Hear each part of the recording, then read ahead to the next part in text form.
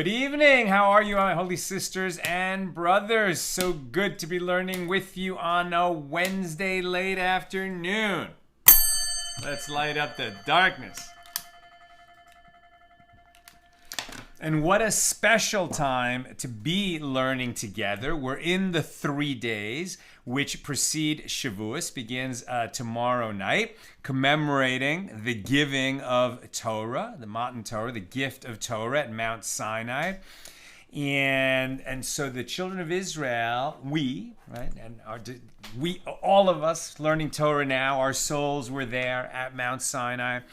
And as we prepared to receive the Torah, those 3 days were a time of wonderful, eager, anxious anticipation.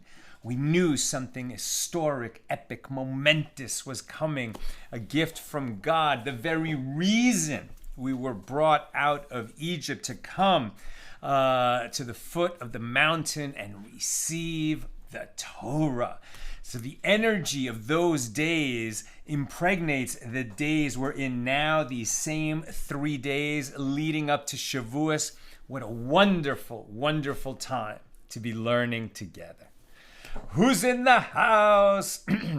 Yitzhak in Minnesota, Paula in Chicago, Leona in Illinois, Bella in Florida, Belle in Texas, Bill in Mid-Missouri, Paul in the Great Northwest, Tom in PA. Belle. Yesterday it was stated that women can't be judges. What about Devorah in the Bible? Excellent, excellent. Don't we learn from that women certainly could be judges, right? Devorah, incredible story in the book of Judges, and we're going to have another story from the book of Judges today. I don't know. Was that an exception that proved the rule? Somehow, women were disqualified from being witnesses, which sounds terrible, to the modern ear, but in some ways was a leniency for women that they couldn't be subpoenaed and brought and forced to take oaths and testify, etc. But it's a great question, and I don't know the answer to that. Jonathan, shalom to all and happy end to the Omer, right? Tonight we're going to count. Last night we counted 48, right? So it's we count 49 days.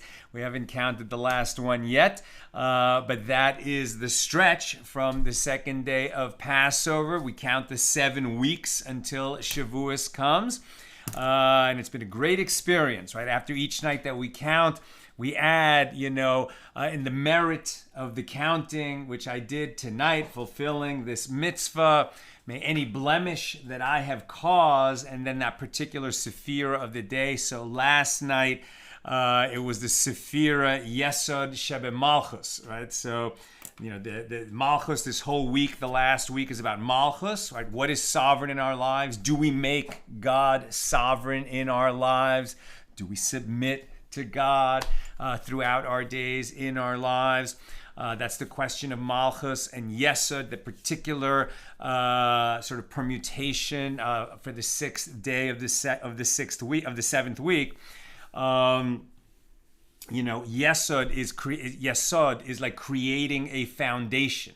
So through this period of the counting, have we created a foundation of kindness, of good judgment, of balance and harmony, of endurance, of splendor, and of creating that foundation of submission to God and godliness in our lives is what we meditated on last night and today. Joseph in Massachusetts, Renee in Indiana, Karen in Northern California, Sharon in New Jersey in the house, Melissa in Great Neck, it's skipping on me. Here we go. Lucy in Minnesota, Nancy in North Carolina, and over there, what happened? Marjorie in Georgia, Ella says shalom, Aoife in Florida. Welcome everybody. Our daf is page Vav, page 6 here in Tractate Gittin, the 19th volume of the Talmud. We're in chapter 1, continuing our discussion of Mishnah number 1. When a husband sends a get, right? Gittin is the law of divorce, the laws of the bill of divorce. when the husband sends the bill of divorce from overseas into the land of Israel, he had to write it in the presence of witnesses, and the witnesses signed it, but they're overseas. So there was a delivery person, this agent of delivery. He brings the get and gives it to the wife in Israel. So in this cross-border situation, the Mishnah teaches that the agent must declare that get that I'm giving to you, it was written in my presence and it was signed in my presence. That's a requirement. And Rava and Rabbah argued about the reason that the sages decreed that the agent of delivery must make that declaration. Was it because the scribes overseas are not familiar with the law that the get must be written for this particular woman, written for her sake, and not just some general get or a get that was used for someone else? Or was the reason for making that decree that the witnesses who signed the get overseas are not going to be available over here to ratify their signatures if the husband should later come and challenge that this was not the real get? So we need the witnesses, we would need witnesses to ratify their signatures, and that's not going to be possible. And so that's the reason. So that's the other explanation for the reason why the sages decreed that the agent must declare it was written in my presence and signed in my presence. So we continue our discussion of this requirement that the agent must declare. And now we've been in the last, few passages yesterday, we're looking at specific incidents when a bill of divorce was brought from one region to another, either outside of Israel into Israel, or two places in Israel, or between two regions outside of Israel. Let's continue. So the Gemara relates, Bar Hadaya sought to bring a bill of divorce from one country to another, and he came before Rabbi Achai, who was appointed over bills of divorce in his location. Remember that bills of divorce, there's nothing, generic or, of middling importance about a get. A get is extremely important, and the laws of the get are extremely important. Because if a husband and wife are divorced with an invalid get, then they're not divorced. And if she goes ahead and assumes that they are divorced and marries another man and has relations with that man and then produces a child with that second husband who's not a husband, right, then she committed adultery since she's still married to the first man. And the child of that second union is a mamzer who is prohibited to marry any one of the Jewish people except another mamzer. So it's a very serious matter, and so you would see that in each city, the administrators over the laws and the giving and receiving of the get would be a very high level scholar, very expert in that area of the law. So in this particular locality, it was Rabbi Achai. So Bar Hadaya brought this get. And he came before Rabbi Achai and said to him, and asked him how to proceed, right? How shall I proceed? And Rabbi Achai said to him, you are required. In other words, I need to be able to say that it was written in my presence and it was signed in my presence. In order for me to say that truthfully, did I need to be standing there while the entire get was written or just some of it? Right? So Rabbi Achai said to him, you are required to stand over each and every letter when the scribe writes the bill of divorce to see that everything is performed in the correct manner. And Bar Hadaya came before Rabbi Ami and Rabbi Asi to ask if this is required. And they said to him, no, you are not required to do this. Rather, it is enough for you to be present and oversee in general that it is done in the proper manner.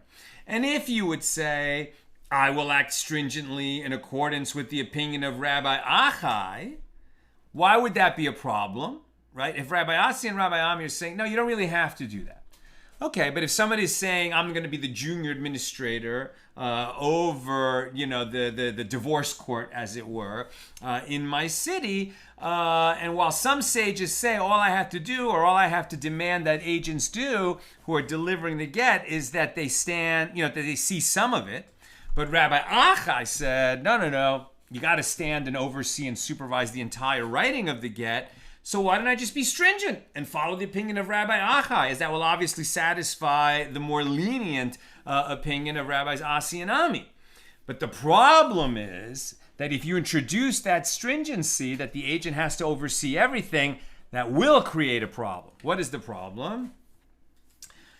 If you would say, I will act stringently, then you are casting aspersions on the earlier bills of divorce, i.e. bills of divorce written in previous generations, as the agents who delivered them did not examine them to this extent. So if you're going to now say that, oh no, we have to elevate and be more stringent and say, no, it's not going to be a valid get unless the agent of delivery observes every line as it's being written, well, then people will look back on earlier divorces and say, hey, did your agent of delivery stand there while the whole get was written? No, he didn't. Oh, well, then maybe you don't have a valid divorce. And now you're going to cast aspersions on the children of the wife's second marriage. Policy reason to have consistent enforcement of the laws and not just willy-nilly start to add stringencies in one locality or another. And the Gemara further relates, Rabba Bar Chana brought a bill of divorce, half of which was written in his presence and half of which was not written in his presence, right? So this would probably be okay by Rabbi Asi and Rabbi Ami and not okay by Rabbi Chanai. What was his name? Achai, by Rabbi Achai. Okay, so Rabbi Bar Chana brought this bill of divorce, right? He oversaw only half of its writing, and he came before Rabbi Elazar to clarify the law in this case. And Rabbi Elazar said to him, even if the scribe wrote only one line of it for her sake in the presence of the agent is no longer required to observe further, as it can be assumed that the scribe wrote all of it for her sake. So Rav Ashi said, and now we're on 6a, even if the agent heard the sound of the quill and the sound of the scroll when the scribe was writing the bill of divorce for the sake of that woman, this is sufficient. He doesn't even have to see it with his own eyes, as long as he, can testify that, the scribe was sitting next to me and I heard him. I heard him writing it out. That's enough. So it is taught in a Baraisa in accordance with the opinion of Rav Ashi with regard to when he brings a bill of divorce from a country overseas, even if he was in the house, but the scribe was in the loft writing the bill of divorce, or if he was in the loft and the scribe was in the house writing the bill of divorce, and even if he was entering and exiting the entire day, the bill of divorce is valid, and he can testify that it was written properly. The sages decreed that the agent has to be able to testify truthfully. It was written in my presence and it was signed in my presence. That's the stringency. Beyond that, we don't want to add any further stringencies because it might lead to, divorces being questioned and the legitimacy of offspring being questioned. So they're saying there's a very important reason to be lenient just up until the point that the guy can say, somehow truthfully, written in my presence, signed in my presence, hey, I was nearby, basically in my presence, right? So the Gemara notes, well, if he was in the house, if the agent was in the house and the scribe was in the loft, he does not see him at all.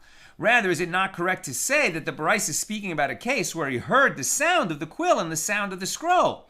And this is proof that supports the statement of Rav Ashi. I mean, you could say he didn't see anything. How can he testify it was written and signed in my presence? It must be that he heard it being written and signed. And the master said above in the Baraisa, even if he was entering and exiting the entire day, the bill of divorce is valid. The Gemara asks, who is the one entering and exiting? Is it the agent who's observing or the scribe who is writing? And the Gemara asks, who is the one entering and exiting? If we say that this is referring to the agent who is required to later testify about the bill of divorce, now that in the case where he was in the house and the scribe was in the loft, when the agent does not even see the scribe at all, and nevertheless you said that the bill of divorce is valid because he can say he was in the same house and that's what it means that it was written and signed in his presence. So is it necessary to say that it is valid when the agent was entering and exiting the place where the bill of divorce was written? I mean, he entered and exited. He was there some of the time. Rather, perhaps this is referring to the scribe himself, i.e., he enters and exits all day, and he does not write the bill of divorce in one uninterrupted act. Is that going to be a valid get? And the Gemara asks, this halacha, this law is obvious, as would we render the bill of divorce invalid merely because the scribe was entering and exiting while he was writing it? And the Gemara answers, no. It is necessary to teach the law in a case where the scribe exited the house to go to the market and he returned to continue writing the bill of divorce. So lest you say that perhaps while he was in the market, another person found him and told him to write a bill of divorce on his behalf, and he is now writing a bill of divorce for the sake of a woman other than the one to which he was writing it at the outset, right? Maybe he was writing the bill of divorce, he didn't finish, he went out, then somebody said to him, hey, I need a bill of divorce ASAP. ASAP, I'll pay you extra. Okay, scribe runs home. He sets aside the one that he was writing, that the agent was witnessing, and he writes a different one. So maybe the agent, saw half of a get being written for the right woman, and another half of a get being written for some other woman, and so he never really saw the whole thing, right? The scribe set the work aside, and then later he came back to it, but the agent wasn't there when the scribe went back to the original get. Would that invalidate the get? That's what's being asked here.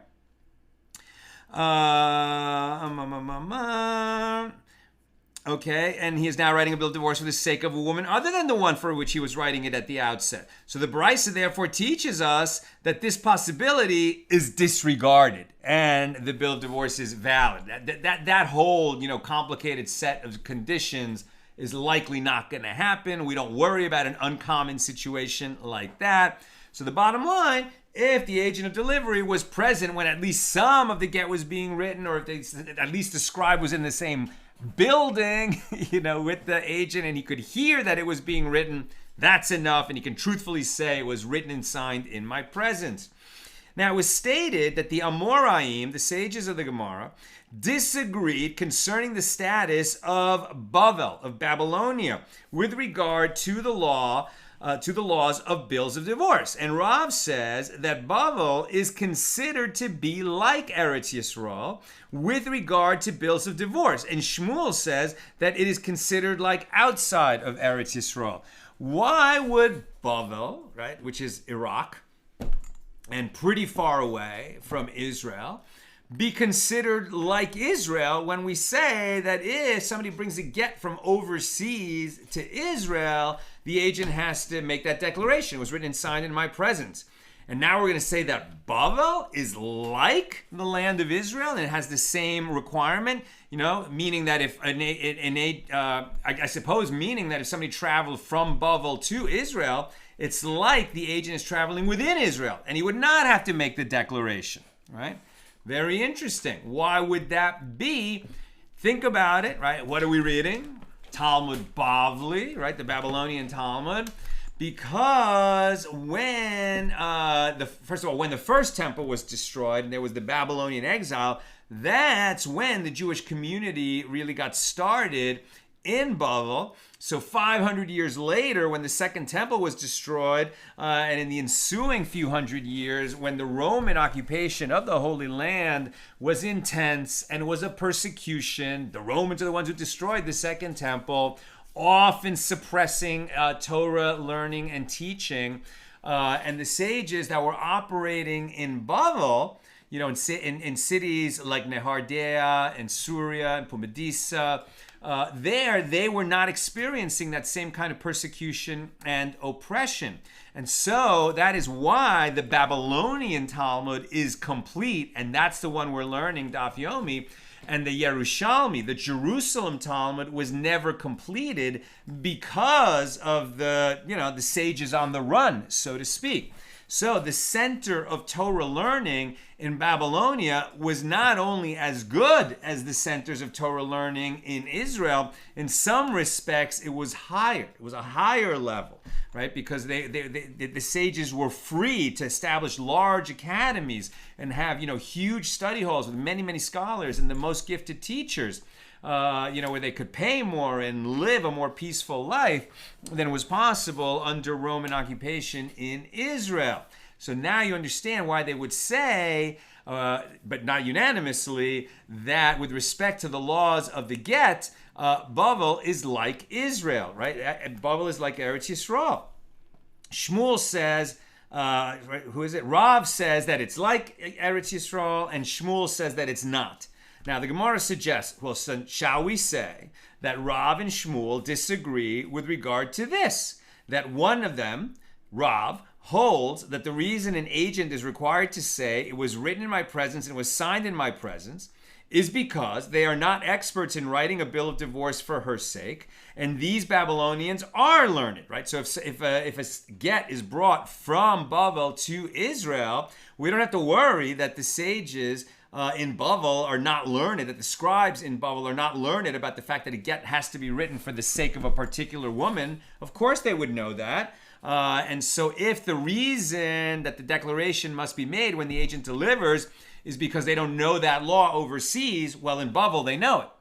But if the reason that the agent has to make that declaration is because the witnesses to the original get won't be available in the location where the woman is receiving the get, then why should Bavel be like Eretz Yisroel? It's far away. It's another land. It's far away across the border. The agent should have to make that declaration, right? So this is a good test of what is the purpose of the agent's declaration.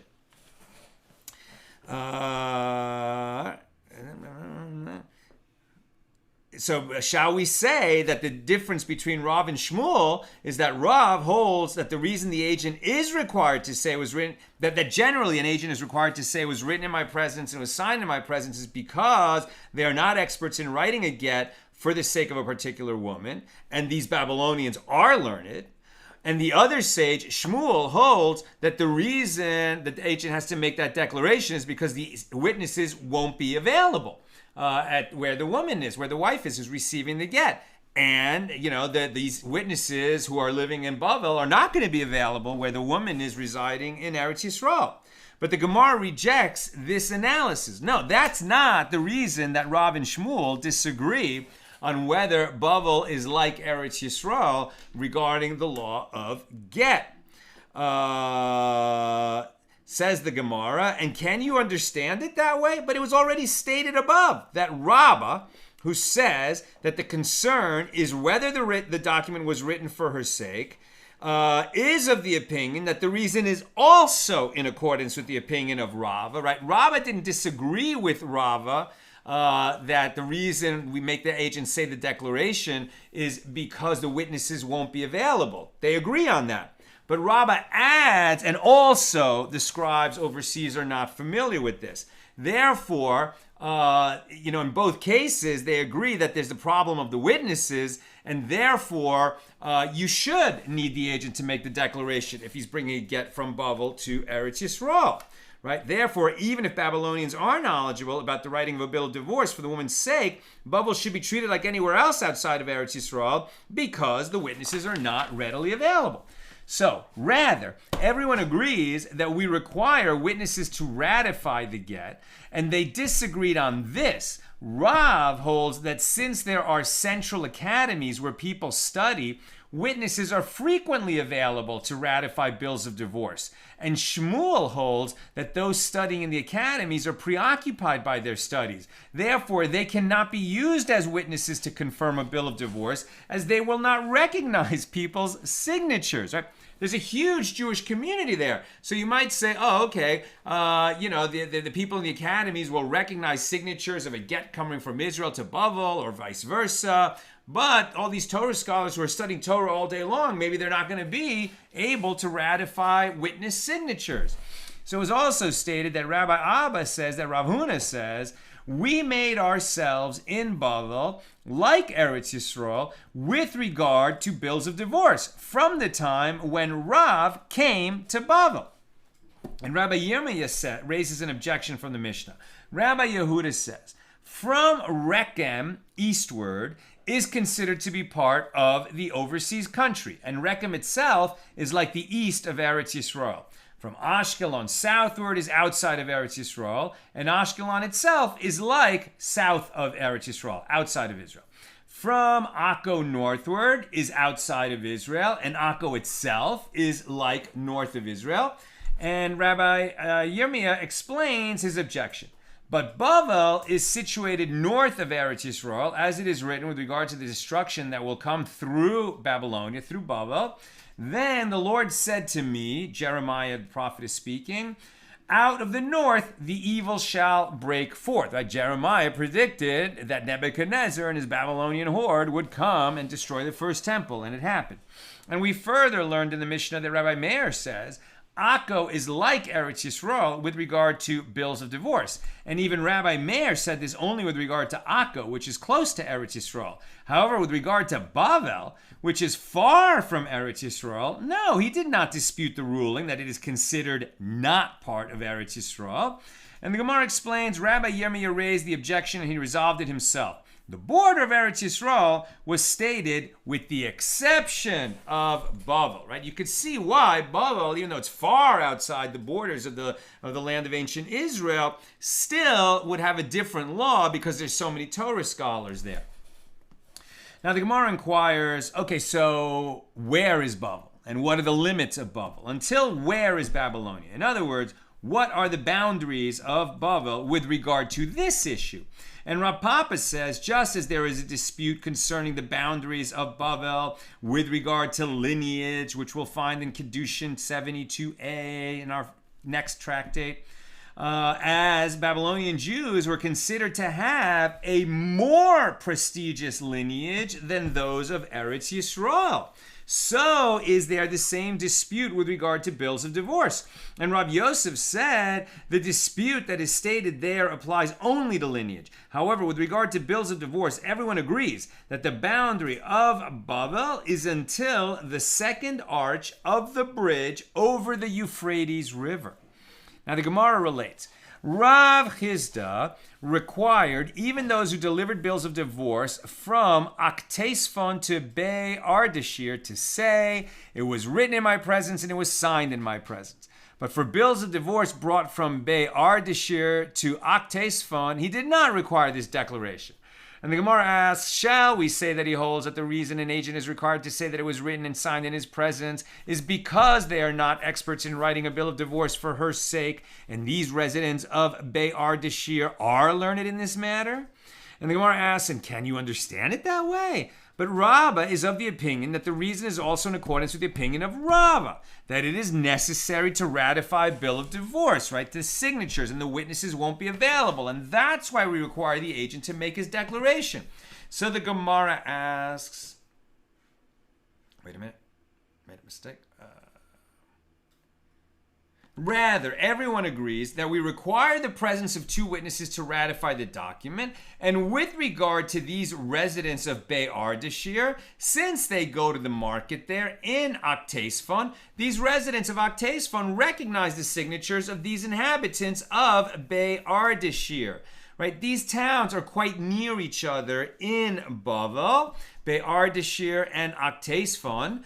They're both outside the land of Israel. One is inside this boundary of what is called Bavel, and one is outside it. So we might say, oh, well, this is the same idea, right? If you're bringing a get from just outside Israel to just inside Israel, and now we've said that Bavel is like Eretz Yisroel. Okay, so if you're bringing a get from a town that's just outside of Bavel to one that's just inside of Bavel, maybe we should require that the agent makes this declaration. On the other hand, if people are commonly traveling between these two towns, it would seem like you wouldn't need that declaration because probably they know the law in both places and witnesses are available to ratify signatures in both places. But these residents of Bei Ardashir do not recognize the signatures of these residents of Aktesphon. And what is the reason for this? Because they are preoccupied by their market business, as they are buying and selling their merchandise, and therefore they are not familiar with the signatures of the residents of Aktesphon. Okay, people go back and forth. That doesn't mean that they have actual personal familiarity with the residents of the other town. Now the Gemara relates that Rabba bar Avu would require that an agent state the declaration even when transmitting a bill of divorce from one side of the public domain to the other side, right? Now, are we talking about in Israel, in Bavel, outside of both of those places? Rabba Bar Abba is saying that this sounds like any agent in any place who's bringing a get, probably outside of Bavel and outside of Israel, has to make the declaration, even if it's like, just across the courtyard. Or just across the road, literally, right? So Rav Sheshes required that an agent state the declaration, even when transmitting a bill of divorce, from one group of houses to another group of houses on the same side of the public domain. And Rava required that an agent state the declaration, even when transmitting a bill of divorce within the same group of houses. And so, right, they're near each other. Are they learned in this area? Maybe that's a question. Certainly they know each other. And so if the reason is ratifying, being able to ratify the get by recognizing witness signatures, that would seem to not apply in this situation. And yet these sages require the declaration. The Gemara asks, but Rava is the one who said that the reason an agent must state the declaration is because there are no witnesses available to ratify it. So why would he require the declaration even when transmitting a bill of divorce within the same group of houses? And the Gemara explains, Rava issued this decree only with regard to the city of Mechoza. Now that's in Bavel. Okay, so elsewhere, it's okay if the residents clearly know each other because they live very close to each other, but not in Mechoza. So what's up with Mechoza? And the reason is that the residents of Mechoza are different, as they are constantly mobile and do not stay in one place. This is like a Bedouin town, Mechoza. The people are constantly coming and going, so we cannot assume that they would recognize each other's signatures, and therefore it is possible that the witnesses who were present when the bill of divorce was written have already moved elsewhere. Transient type of place. Rav Chanin relates, Rav Kahana brought a bill of divorce. And I do not know if he brought it from Surah to Nehardea, or if he brought it from Nehardea to Surah. And he came before Rav, and he said to him, am I required to say it was written in my presence and it was signed in my presence, or am I not required to make this declaration? Rav said to him, you are not required. Right? So Rav is ruling that when one is bringing a get from Surah to Nehardea, or vice versa, we're not sure which, he doesn't have to make the declaration. These are two cities filled with Torah scholars in Bavel. Now we're on 6b. But, right, Rav said you don't have to, it was Rav, right? Rav said you don't have to make the declaration.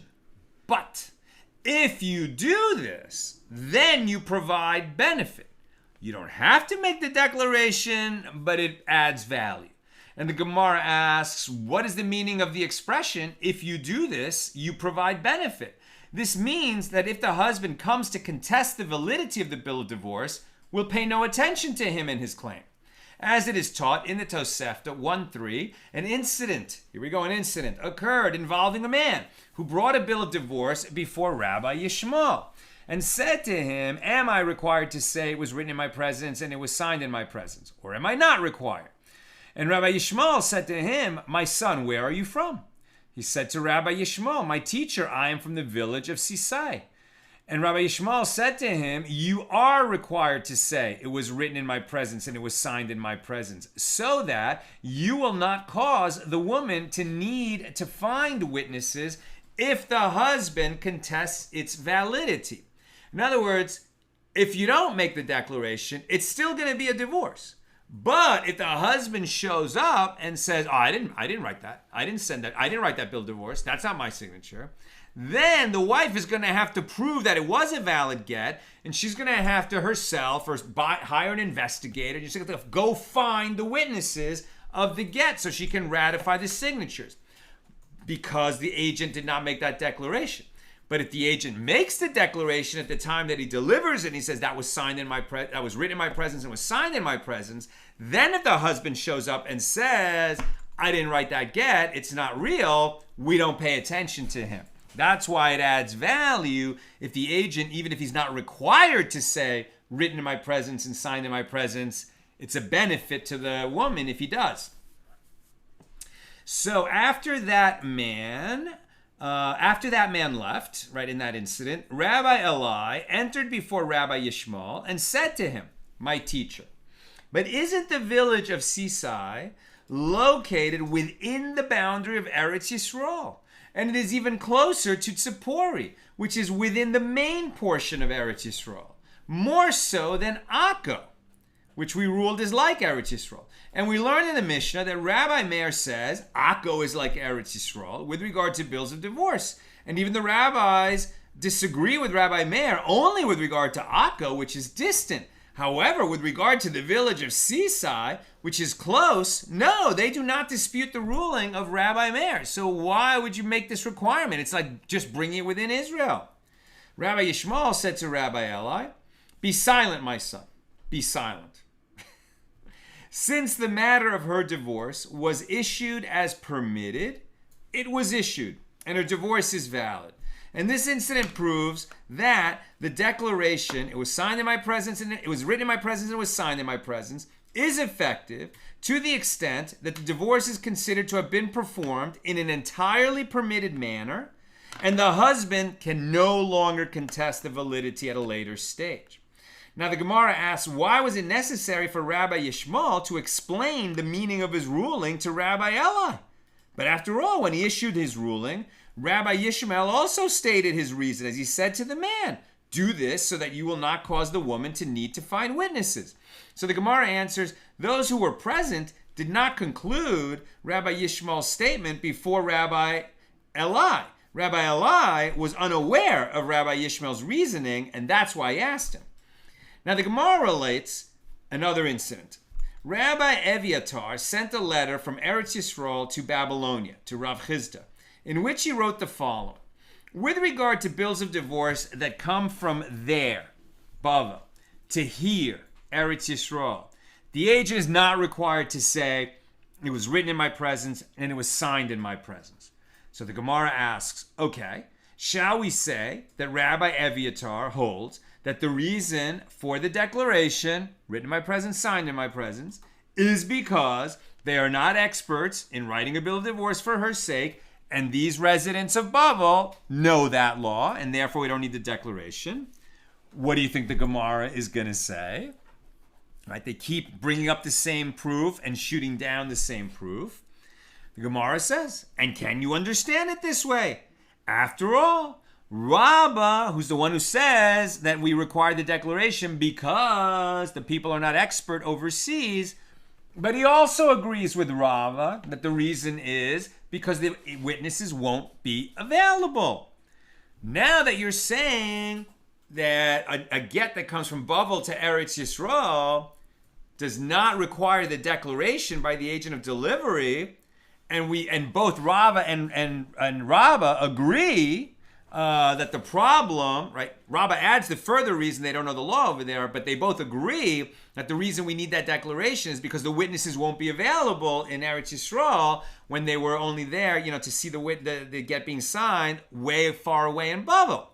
So if we don't need the declaration, what must it mean? That there must be a flow of Torah scholars back and forth between Bavel and Eretz Yisroel who can recognize, signatures of other witnesses, and that's why we don't need the declaration, right? Says the Gemara, right? Rabbah is of the opinion that the reason is also in accordance with the opinion of Rabbah that the declaration ratifies, it serves in place of ratifying the signatures. So rather than make that argument that you just made, that it's because the residents of Bavel understand the law, it must be that everyone agrees that we require the declaration to ratify the document. But since there are many people who ascend to Eretz Yisroel and descend from there to Bavel, witnesses are frequently available, and there is no reason to be concerned about the ratification of the get. Now, Rav Yosef said, who will tell us that Rabbi Evyatar is a reliable authority? And furthermore, there is good reason to question his statement. He is the one who sent a letter to Rav Yehuda, and he wrote, people who ascend from there, Bavel, to here, Eretz Yisroel, fulfill by themselves the verse, and they have given a boy for a prostitute and sold a girl for wine and have drunk from Joel chapter 4. I.e., these people who go back and forth from Bavel to Eretz Yisroel, who are they? Are these reputable people that you can count on to ratify signatures? Rather, these are people who abandoned their families. And Rabbi Evyatar wrote him this verse without scoring, i.e., etching lines into the parchment upon which he wrote the letter. Follow what's going on here. Rav Yosef is saying, Rabbi Evyatar, is he the one who said that you don't need the declaration when people are going from Bavel to Eretz Yisroel? Or he's the one who says you do need the declaration? In either case, no matter what it is that Rabbi Evyatar said, I'm not sure I want to rely on Rabbi Evyatar, because when he was making an argument and he sent a letter with a verse from the prophet Joel written on a parchment, he didn't score the parchment so that he could write those verses neatly. So I don't trust him, says Rav Yosef. And Rabbi Yitzchak says, with regard to the writing of a verse from the Torah, one may write 2 words without scoring the parchment, but one may not write 3 words or more without scoring the parchment. Instead, one who scores the parchment before writing the verse, as one does when writing a Torah scroll. That's what he's supposed to do. And this ensures that the writing will be done on a straight line, thereby rendering it more beautiful. And it was taught in a Baraisa, one may write 3, but one may not write 4 without scoring. Now, since Rabbi Evyatar wrote more than 3 words from a verse without scoring the parchment, his halakhic rulings are evidently unreliable, according to Rav Yosef. So Abaye, Rav Yosef's student, said to him, is that to say that anyone who does not know this law of Rabbi Yitzchak about you can't write verses, more than 3 or 4 words without scoring the parchment? Sorry. I got bitten by a mosquito before and anyway, is that to say, asks Abaye, is that to say that anyone who does not know this law of Rabbi Yitzchak is not a great man? Granted, with regard to a matter that depends on reasoning, it is well, as it is possible to say that an individual who does not know a law that can be inferred by logical reasoning cannot be considered a reliable authority. However, this particular law is a tradition, and it is possible that Rabbi Evyatar simply never heard this tradition. So how can you just say, because he didn't know this, that he is not a valid Torah authority? And furthermore, Rabbi Evyatar is the one that his master, the Holy One, blessed be he, agreed with his interpretation of a verse, right? Abaye is saying to his teacher Rav Yosef, listen, before you write off Rabbi Evyatar, you should know that Rabbi Evyatar actually got an endorsement from who? From God. What was the incident in which Rabbi Evyatar received a haskama, right? A haskama, an endorsement from the Holy One above? How did that happen? As it is written, right? Because the Holy One above agreed with Rabbi Evyatar in this incident. It was about his interpretation of a verse.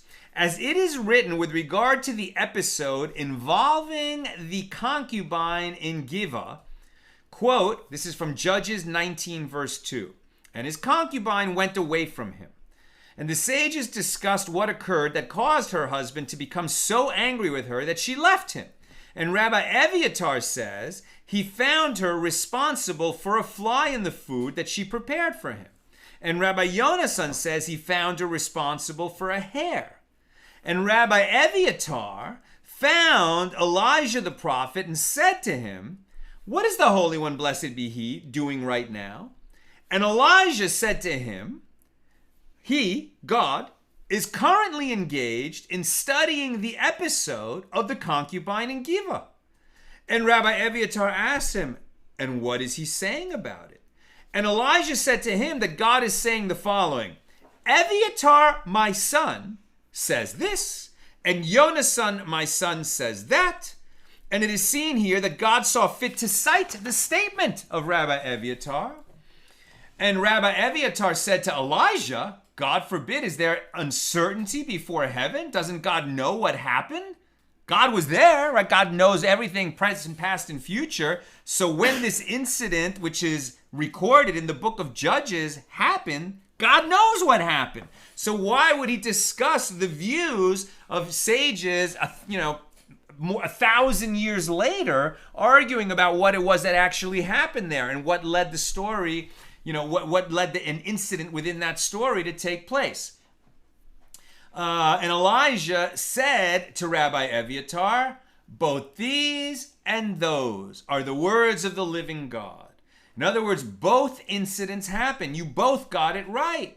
The incident occurred in the following manner. The husband found a fly in his food, but he didn't get angry. Later, he found a hair, and then he got angry, and he sent the woman away. Now, this incident, which is recorded in Judges chapter 19, we'll take a very quick digression because the hour is late, but it is a difficult story to understand. You might take a look at it later. Very, very difficult story, right? This was in the time of the judges, before there were kings. And at that time, there was a Levite, right? There was a Levite who had a concubine. I don't know why that's in the Koran Tanakh. I'm not sure how ArtScroll translates it. But he had a concubine. Now, that's a wife. It's a kind of wife. But why is she referred to as a concubine and not a full-fledged wife? I don't know. Likewise, you have Jacob, right? His wives were Rachel and Leah, and his concubines were their servants, right? The Zilpah and Bina, were those their names? Right? So why, so possibly concubine is like a non-Jew, but I'm not sure. At any rate, there was this woman that was in his house, and he became angry with her, and he sent her away. So she goes back to her father's house. After a while, the Levite misses her. So he says, you know what? I was wrong. I shouldn't become angry with her. I'm going to go get her. So he travels to her father's house. The father's very happy to see him. Says, good to see you. My daughter really missed you. Come in, have a meal. It's getting late. Just stay overnight before you return. The father likes having his daughter at home. So the next day he urges the Levite, what are you in a hurry to go back home for? It's nice here. We're so happy to have you. I'm gonna make a feast for you. Stay another night. And day after day, the Levite wants to go home, but his father-in-law, right? So she's a kind of wife, even if she's referred to as a concubine. Day after day, the father-in-law urges him to stay. And they repeat like 5 times. So it's like 5 or 6 days, something like that. And finally, the Levite says, listen, I love you, my father-in-law. You're a wonderful man. I love your daughter. I want to take her back. It's time we got back. I need to go. Right, so they don't just say, and it happened 5 days in a row. They go through the whole cycle of he wants to leave, the guy says stay. Five times repeated. Finally, they leave. They're headed back, and then it says that he wants to get home, but he's short on time, so they end up staying in this town of Giva.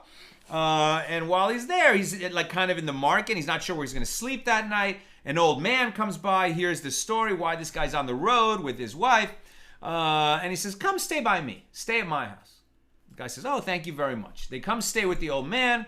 And then you have almost the same incident that happened when the angels of destruction visited Lot, Abraham's nephew, in Sodom. Right? So this was a city within Israel called Giva. And the people there, not all of them, I don't know, but some of them were horrible. And they came to this old man's house and they said, this man who is with you, send him out to us. We want to rape him. These were men saying, send him out. We want to rape him. And the old man says, don't do that. It's disgraceful. It's terrible. He's my guest. If you want to have your way, take my daughter and his concubine.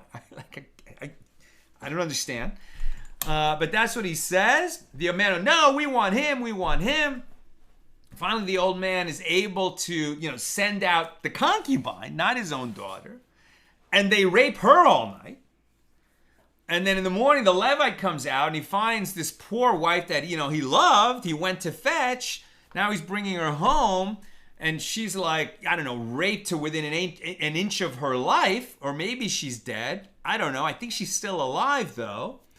But he's so, angry and disgusted and whatever, that I don't know if he kills her or she's already dead.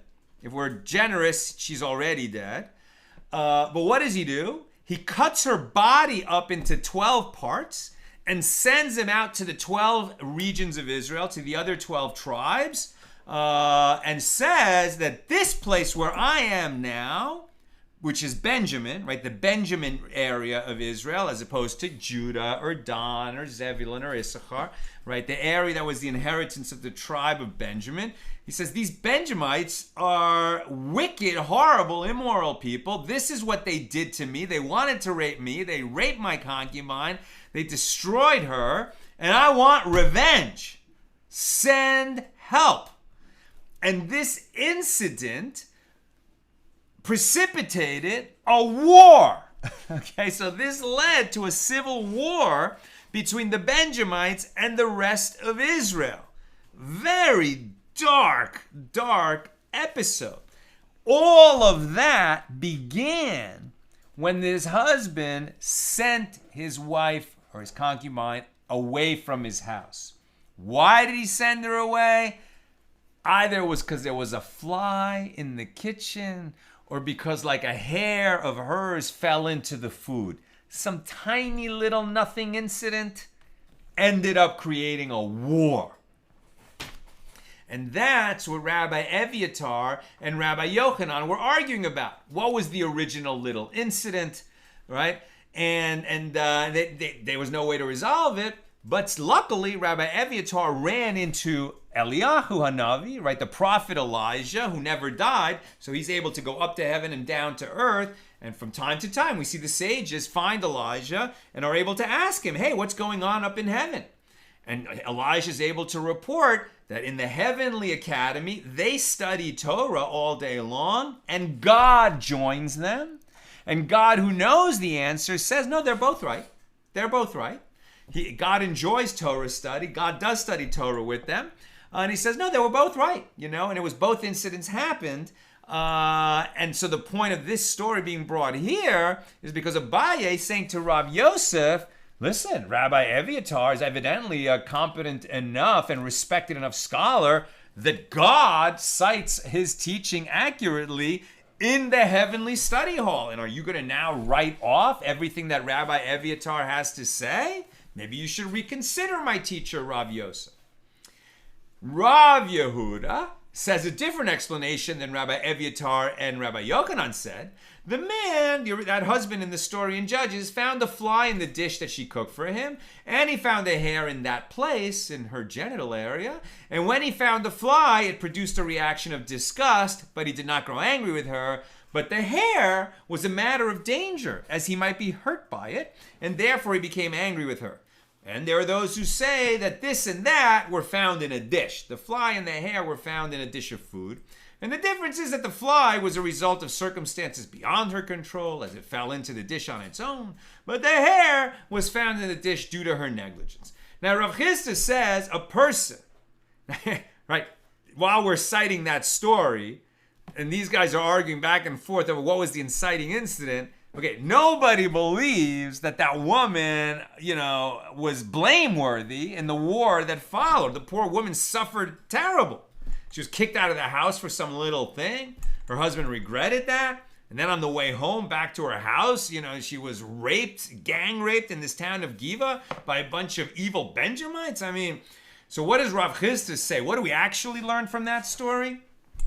A person should never impose excessive fear upon his household, right? Meaning, okay, in ancient times, it's very much the practice, the law, the understanding that a man in his house is the king of the house, right? The king of his castle. But if he rules in an authoritarian manner, he's an idiot. A person should never impose excessive fear among the members of his household, as the husband of the concubine of Giva imposed excessive fear upon her, and this ultimately caused the downfall of many tens of thousands of Jews in the resulting war. I'm almost done. If you have questions or comments, get them in. Rav Yehuda says that Rav says anyone who imposes excessive fear upon his household will ultimately come to commit 3 sins. Engaging in forbidden sexual intercourse, as the wife will be so fearful of her husband that she will sometimes tell him that she has immersed in the mikveh after her period has ended, when she has in fact not done so because she's afraid of him. And he will also end up committing bloodshed, as she is likely to run away from him and expose herself to dangers. And desecration of Shabbos, as she will cook for him on Shabbos because she is scared that he will be angry with her for neglecting to do so beforehand. And Rabba Bar Chana said, along with regard to this statement that the sages said, there are 3 matters a person must say in his home on Shabbos, right before nightfall, right before Shabbos begins. He should ask the members of his house, have you tithed the produce that required tithing? Have you placed the Erev for joining the courtyards? If you have already done so, light the lamp in honor of Shabbos. And Rabba Bar Chana said that one must say these questions with calmness, so that they will accept instruction from him. General teaching. If you try to teach people by yelling at them, they're not going to learn anything. They're not going to learn from you. You must teach with sweetness, with calmness. Rav Ashi said, I did not hear this statement of Rabba Bar Chana, and yet I fulfilled it through my own reasoning. Rabbi Bahu says a person should never impose excessive fear upon his household. As a great man imposed excessive fear upon his household, and they fed him something that carried a great prohibition. And the Gemara asks, who was that individual? And the Gemara answers, Rabbi Hanina ben Gamliel. Would it enter your mind to say that they actually fed him forbidden food, unkosher food? Now consider that the Holy One, blessed be He, does not cause an error to be performed through the animals of the righteous. With the righteous themselves, is it not all the more so? How can you say that Rabbi Hanina ben Gamliel ate forbidden food by mistake? God would never allow that to happen. Rather, it means that they sought to feed him something that carried a great prohibition. And what was this? It was a limb from a living animal. One day, the animal they brought him was missing a limb. And as the members of his household were very fearful, they severed a limb from a living animal to make his meal appear whole. And he almost ate it, but he didn't. That's what I've got for us today. Tomorrow at noon, tomorrow's class is noon, like the Friday class schedule, because Shavuos begins tomorrow night. Tomorrow's class is at noon Pacific, not at 6 p.m. Pacific. Okay, the hour is late. I will take a couple of quick questions on Gittin 6. And I know there were a lot of comments, and I'm sorry that I can only take a few because the hour is late. Tom, finding someone to be an agent can't have been easy, especially to take it to Israel from abroad, unless there was a kind of professional class of couriers who might have been familiar with the laws, requirements, and procedures. Very good idea. I bet there were, but I bet it wasn't only done by such people. But I wonder. The point is, it was not easy. Back then, traveling anywhere across countries was not easy. But as we learn, Ula was a person who was constantly going back and forth teaching and learning between Eretz Yisroel and Bavel. And I bet he was a person who would be asked to take a get sometimes. Jonathan, okay, I just looked on Chabad.org, and a get is not complicated. And except for names, locations, and dates, it is not unique. So why, even in those times, couldn't a scribe have the basics pre-written and just fill in the appropriate stuff, or have the times just change? Well, as we learned today, right, the witness, the agent of delivery only has to be able to say that he saw some of it written for her sake and signed for her sake. So maybe they could pre-write some of it, but the point is that that get needed to be finished for her sake, right? You couldn't take a get that had already been filled in for someone else who had the same name and use that. Lucy, is there any problem with saying the declaration when the messenger does not need to... right. Is there any problem with saying the declaration in a situation where the messenger is not required to say it? Then why not say it anyway, as it prevents possible difficulties later? Great point. And we saw today that they said, no, it's good. Even if you're not required to make the declaration, make the declaration. It can help her out later. Why is it important that it's not required? Is in case he didn't say it, it would not render the get invalid, or you wouldn't need to get witnesses to ratify. Bill, the Presbyterian Church USA recently had the Levite's concubine as the final exam on the ordination examination for the new preachers this past year. and caught a massive amount of flack for asking the test takers to exegete something. So let's stick with difficult. But the justification they had, which I don't know that I agree with or disagree with, was if you can preach on this, you can preach on anything. Very good. Okay, that's what I've got for us today with God's help. See you tomorrow, Thursday, at the regular Friday time of noon, because Shavuos begins tomorrow night. All the best.